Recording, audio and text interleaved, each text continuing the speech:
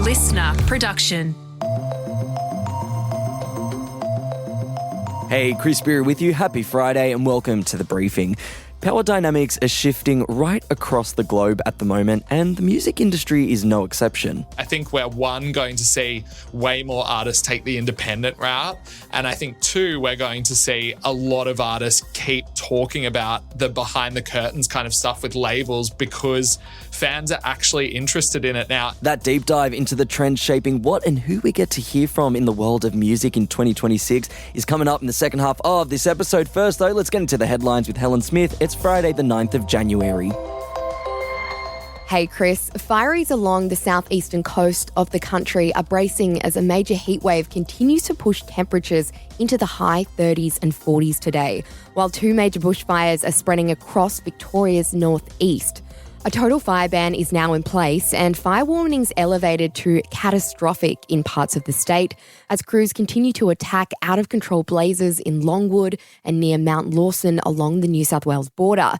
It's estimated around 40,000 hectares of land have been burned in those blazes. Fireys on the scene say the conditions, despite their years of experience, are making them nervous, with wind gusts of up to 90 k's per hour and a severe thunderstorm threatening to worsen the situation.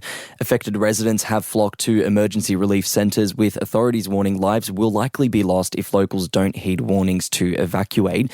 A total fire ban has also been declared in parts of the ACT and New South Wales. Temperatures in Sydney specifically are expected to hit 33 today before peaking at 42 tomorrow.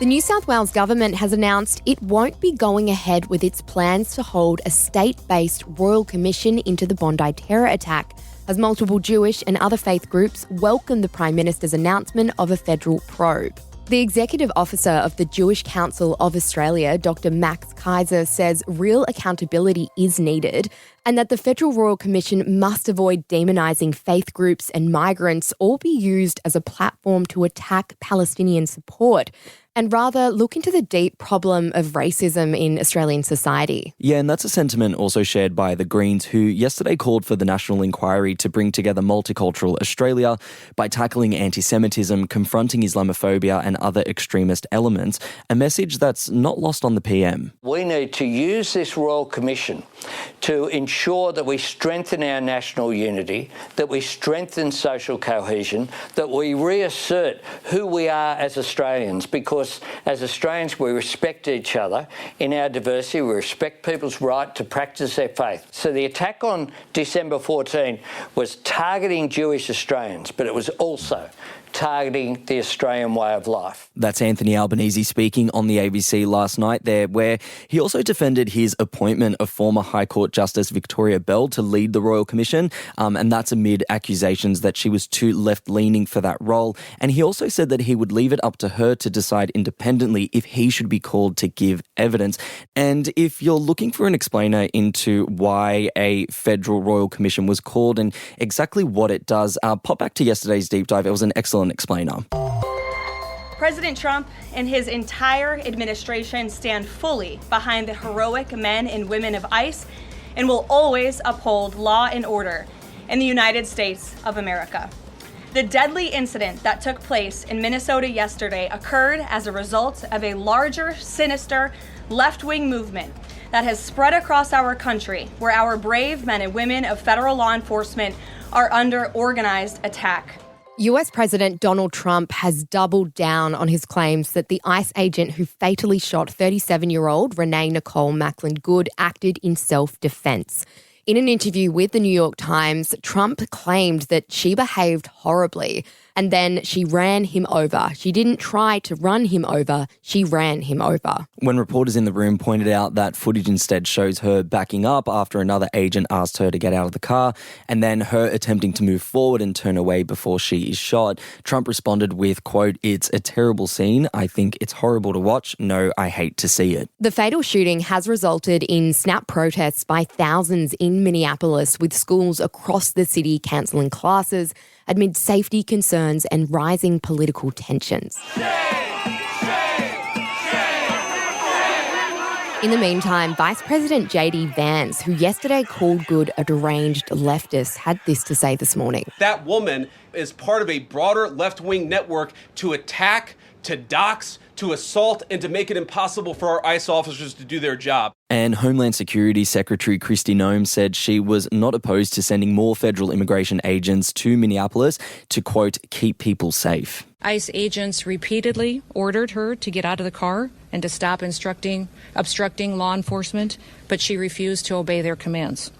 She then proceeded to weaponize her vehicle, and she attempted to run a law enforcement officer over. This appears as an attempt to kill or to cause bodily harm to agents, an act of domestic terrorism. The FBI has now taken full control of the investigation into the fatal shooting.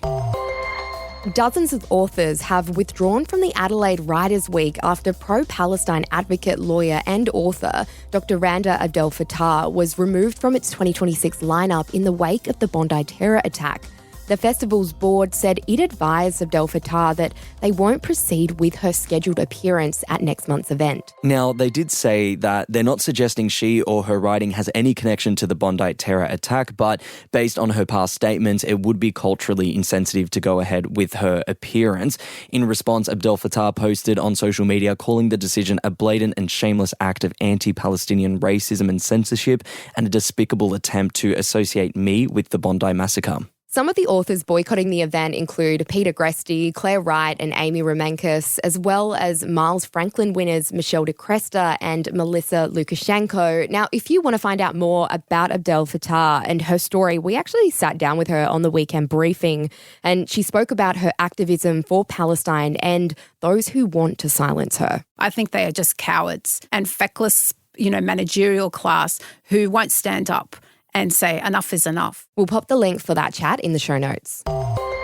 And for the very first time, scientists say they have recovered DNA that may belong to Leonardo da Vinci. The researchers recovered a fragment of genetic material from a piece of artwork, Holy Child, a small red chalk drawing on paper that may belong to the Renaissance master. Yeah, the findings have been hailed as a remarkable milestone in a decade-long attempt to reconstruct Leonardo's genome, who's most famous, of course, for the Mona Lisa and the Last Supper, Chris. And you might be wondering, why are they doing this? Well, it's with the hopes of shedding some light on the biological underpinnings of his genius and to also help settle debates over some of his disputed works. I mean, this is crazy. The man was around in the 1500s. We're looking at DNA 500 years later. It is insane. And they're doing it in the hopes of, like you said, trying to figure out what it was that made him so masterful and genius and whatever. But I'm curious to know, Helen, in 500 years, if scientists dug up some of your DNA, what are you hoping they would unlock? I'd hope they'd unlock something that I didn't even know I was capable of because, I'm no masterful genius. Jeez. I'd hope they'd see she had a potential to be this or that or some Olympian, but it was just never unlocked. I think that would be quite nice. But they'd probably just find that I liked chihuahuas. Yes. That's about it. And that you absolutely loved your 3 o'clock wake-up alarm, which you have done excellent job at playing ball with this week. Helen, thanks for covering for Sacha Barbagat, who'll be back next week. That is it for our headlines for today. Up next is my deep dive, looking at the musical trends and all the trends dominating the music industry at the moment and how that will shape the music and the artists that we get to hear from in 2026. Stick around, that deep dive is coming up for you next.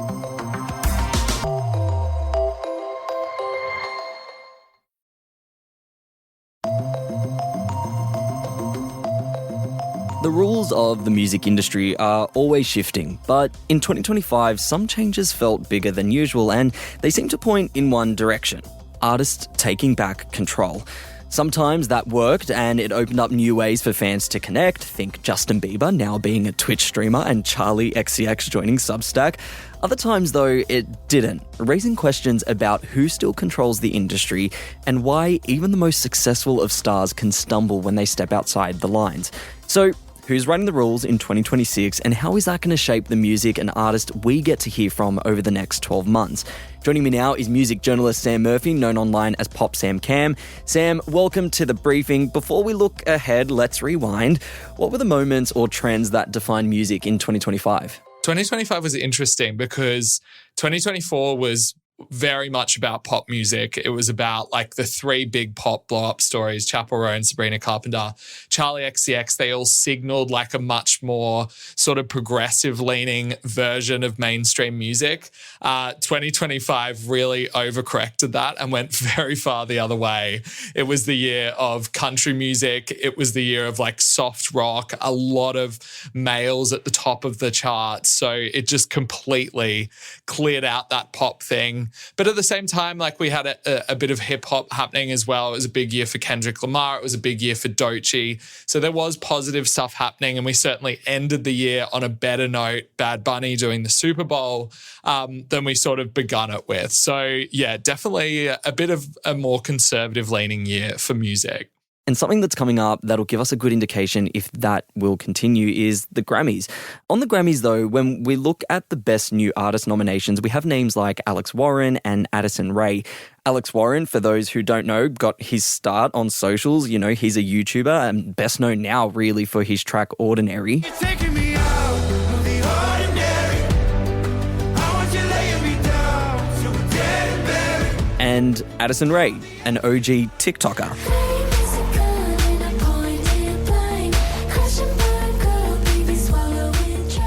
Do you think we're going to see more artists like them entering and being taken seriously by the industry in 2026? Definitely. I mean, TikTok is the way to break your music right now. And whether you enter TikTok as a creator to break your music or just enter it as a musician trying to break music, I don't think it really matters. I think that there's still a little bit of cringe around the fact that Alex Warren and Addison Rae have been able to become kind of mega stars in their own right.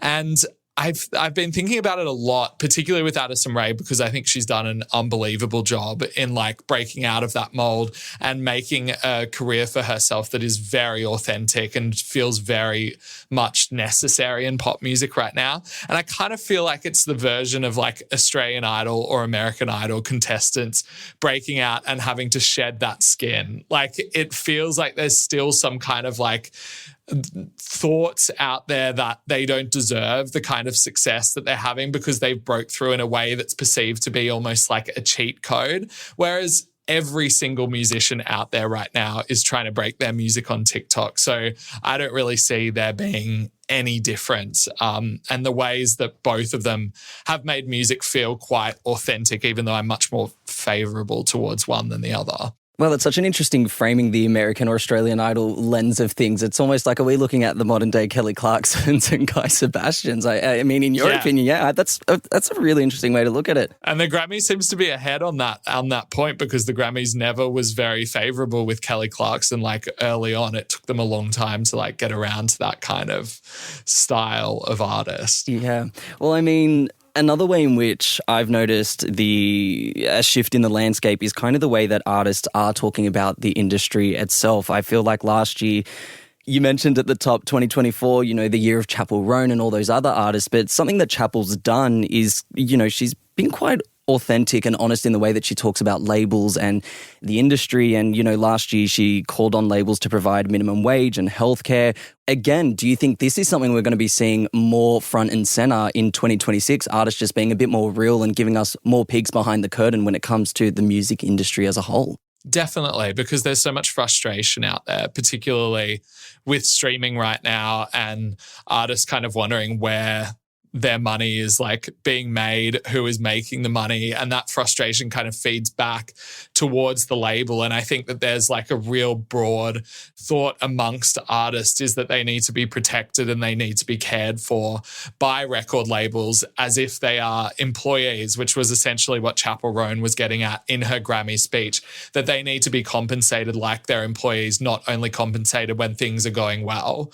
And I think it's just going to continue. I mean, we saw with Ray, who's having massive success right now with Where's My Husband. I need you to tell me, baby, where the hell is my husband? She had deep frustration with her label who wouldn't let her release an album early on, and she ended up leaving the label and has now shown how much success she can have as an independent artist. Similarly, Chappell Roan was dropped from her label in 2020 before she re-signed again and has had like this massive blow up. So I think we're going to see way more artists take the independent route. And I think two, we're going to see a lot of artists keep kind of like showing up in the public and talking about the behind the curtains kind of stuff with labels because fans are actually interested in it now and they're knowledgeable thanks to artists like Ray and Chappell Roan speaking up about it. Yeah, and I mean, no longer are we kind of getting sources close to the artist say or TMZ reports. Like we're actually getting it straight from the artist's mouth. And I think that's something I'm not even going to ask you if we're going to continue seeing it.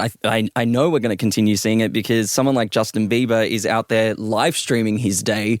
What do you think is the thinking behind that? Is that very much artists trying to take control back into their hands and control the narrative, or is this just another revenue grab? What's your thinking and analysis on it? Yeah, it's a bit of both. And it's like a demand from fans to see more of the artist and to see more authenticity. I think that social media, obviously the early parts of it with MySpace kind of introduced us to this idea of getting closer to the artist.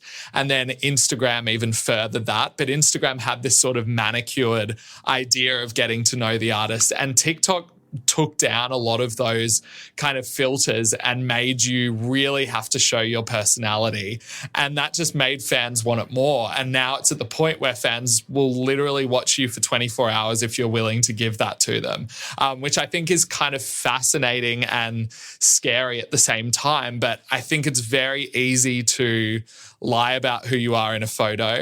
It's a little bit harder to lie about who you are in a 30-second TikTok video. It's almost impossible to lie about who you are for hours on end on a live stream. So I think that it's going to bring fans closer. I think that it's going to be a tool that artists are going to use to record music and showcase albums being made in real time. And I think we're only just seeing the beginning of it. The fact that Drake and Justin Bieber are on it now as two of the biggest artists in the world means that it's only just about to blow up.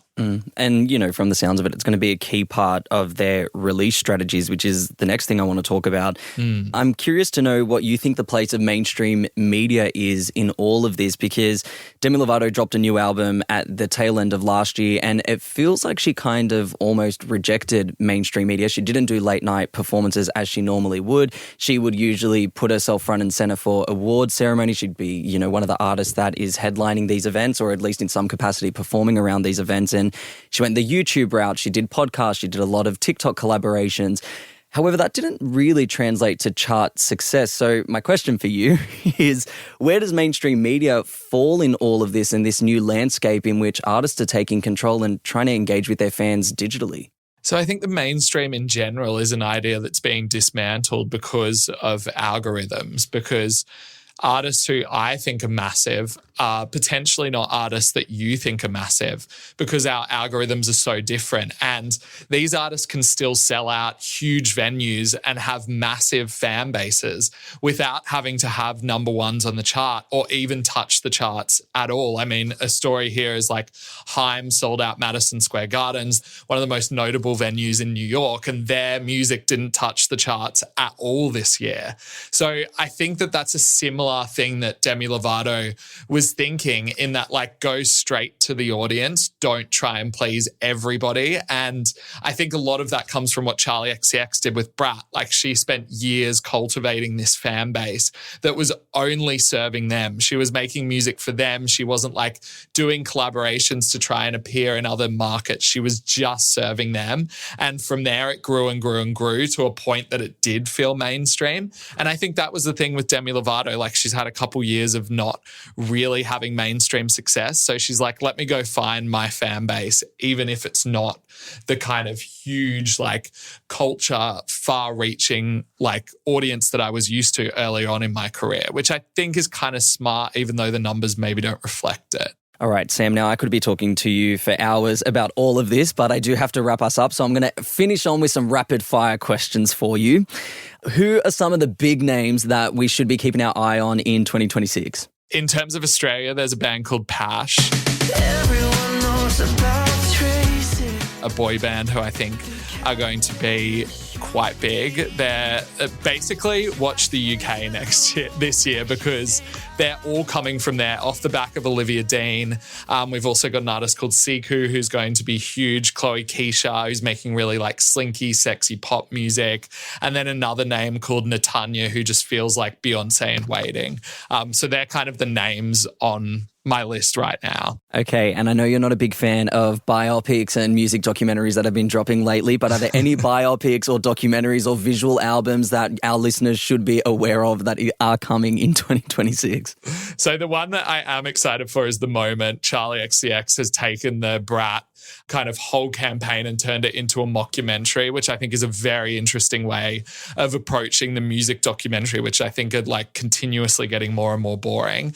And the one that I'm hoping for that's not confirmed is Beyonce is maybe dropping Act 3, the final act of her project that's been going for several years now. And I have a feeling that's going to end with a film. So I'll be watching that if it comes. Great. And now I want all our listeners to open up their notes app and take note of this last question. Who are the artists and the mega artists or even the small artists that are going to be touring down under this year that we must go and see? So I think we've got Laneway coming up in February. They've got a massive lineup headed by Chapel Roan, which I think is really cool. Bad Bunny is touring Australia after, I think he's coming to the end of a massive world tour. Olivia Dean is coming back after she performed on the harbour at the end of last year. And Lorde is also bringing her tour to Australia as well. They're the ones off the top of my head, but that's a pretty good lineup for the start of the year, I think. Oh, that's perfect. Sam Murphy, thank you so much for joining us on The Briefing. Thank you. That was music journalist Sam Murphy, known online as Pop Sam Cam, speaking with me there. And that is it for this episode of The Briefing. If you enjoyed this chat or you learned something new, why not flick it over to a mate? And while you're there, leave us a cheeky rate and a review. I'm Spyrou. I'll catch you next time.